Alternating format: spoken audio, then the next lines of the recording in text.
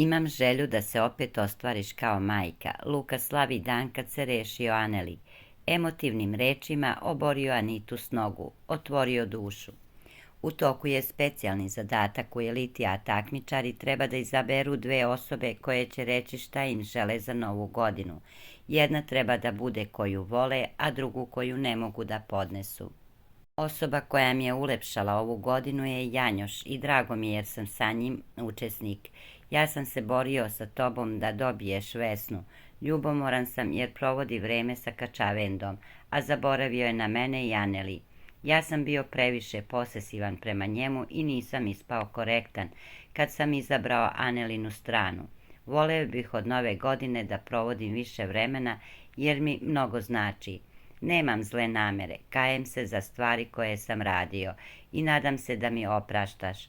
Želim ti sve najbolje, da nađeš osobu koja će da ti odgovara, što više para, da osvojiš i imaš što bolji plasman.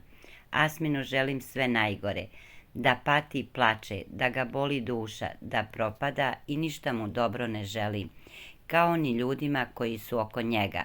Želim da novu godinu slaviš u suzama i sve što si mi radio da ti se vrati, pričao je Uroš. Aneli mi je upropastila godinu jer sam pokazao ono što nisam ja. Ponižavam se, nisam mogao da budem ono što jesam.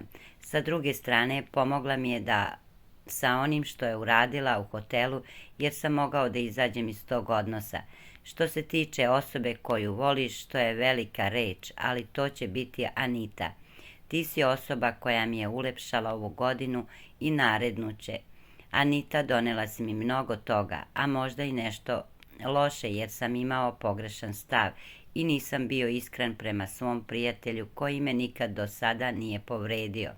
Ako sam izgubio prijatelja, možda sam dobio novog prijatelja i osobu što ni on ne bi mogao. Mogu da kažem da si za mene jedina osoba u kući kojoj slepo verujem. Za novu godinu ti želim da ti sin bude živ i zdrav, da nadoknadiš vreme koje nisi uz njega i da pravi školski dani budu nasmejani. Imam još želju da se ostvariš kao majka, rekao je Luka.